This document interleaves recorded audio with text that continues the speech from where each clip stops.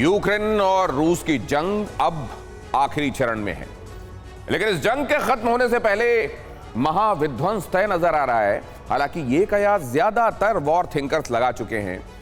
पहला मौका लेकिन इस बीच ऐसा है जब रूस के प्रेसिडेंट पुतिन ने खुद ये इशारे दिए। दरअसल रूस के शहर सेंट पीटर्सबर्ग में एक अहम सम्मेलन हुआ है जिसमें पूर्व सोवियत यूनियन गणराज्यों के नेता शामिल हुए और इन सभी नेताओं को रूस के प्रेसिडेंट ने एक गिफ्ट दिया, जिससे पता चलता है कि जंग के आखिरी फेज में पुतिन अपने पक्ष के देशों को संगठित कर रहे हैं। यह रिपोर्ट देखिए।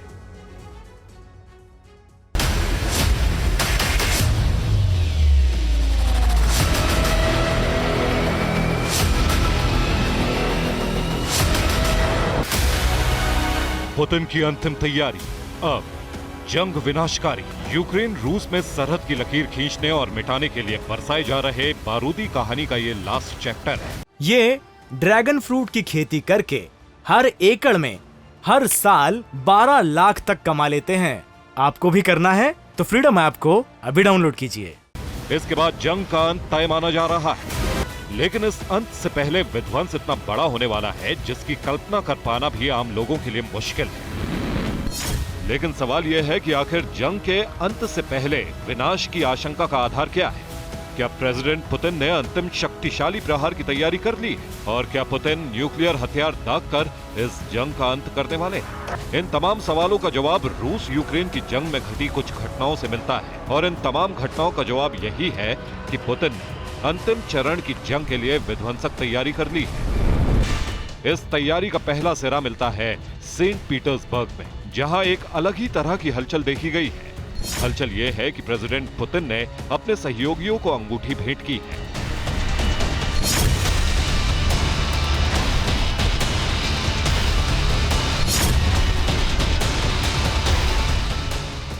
जी हां, आपने बिल्कुल सही सुना, अंगूठी, जिसकी तुलना हो रही है लॉर्ड ऑफ द रिंग्स से। वही अंगूठी जिसका मकसद अपनों को संगठित करना था। खबर के मुताबिक सेंट पीटर्सबर्ग में पूर्व सोवियत गणराज्यों के नेताओं की समिट हुई। इस दौरान प्रेसिडेंट पुतिन ने पूर्व सोवियत गणराज्यों के नेताओं से मुलाकात की। समिट का मकसद पूर्व सोवियत गणराज्य के गठबंधन को मजबूत बनाना था, और संबंधों में मजबूती के लिए प्रेसिडेंट पुतिन ने राष्ट्रमंडल के नेताओं को अंगूठियां भेंट की।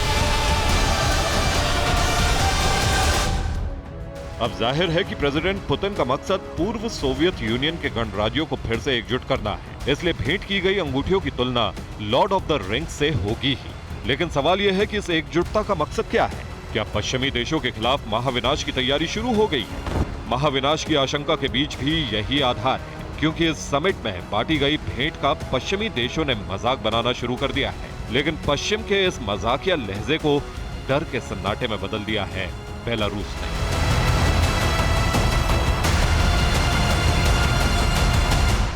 बेलारूस के प्रेसिडेंट लुकाशेंको सेंट पीटर्सबर्ग की समिट में अहम शख्स थे। पूर्व यूएसएसआर के सदस्यों ने पुतिन के गिफ्ट को सम्मान के साथ पास में रख दिया, लेकिन प्रेसिडेंट लुकाशेंको ने पुतिन के गिफ्ट को सार्वजनिक रूप से पहनकर सहमति दी कि बेलारूस हर फैसले में प्रेसिडेंट पुतिन के साथ है, और ये लुकाशेंको ने बकायदा सार्वजनिक रूप से बयान में भी कहा। लेकिन अब सवाल यह है कि सहमति किन मुद्दों पर बनी? क्या बेलारूस जंग में कूदने के लिए तैयार है? और अगर ऐसा है तो फिर यूक्रेन की तबाही तय है, क्योंकि यूक्रेन चौतरफा प्रहार सिर्फ 48 घंटे तक ही झेल सकता है, जिसका मतलब है रूस की जीत, फिर चाहे उसकी कीमत कुछ भी क्यों ना हो। यानी अंत से पहले का चरण अब शुरू हो चुका है, जिसकी पुष्टि अमेरिकन जनरल ने भी कर दी है।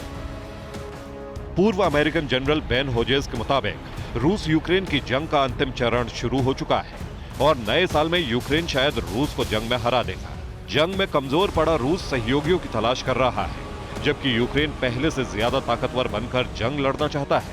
हालांकि यह भविष्यवाणी है जो रूस के अनुमान के ठीक उलट है, और ज्यादातर वॉर स्पेशलिस्ट भी इसे इत्तेफाक नहीं रखते हैं। लेकिन इतना तय है कि जंग अंतिम चरण में है, और पुतिन की साथियों को एकजुट करने की कोशिश इसका प्रमाण है, क्योंकि रूस मौजूदा स्थिति में जंग के अंत से पहले विध्वंसक अटैक कर रहा है, और अगर सहयोगी पीछे हटे तो फिर न्यूक्लियर अटैक का रास्ता खुल जाएगा, और ये विध्वंस जंग की अंत के लिए होगा।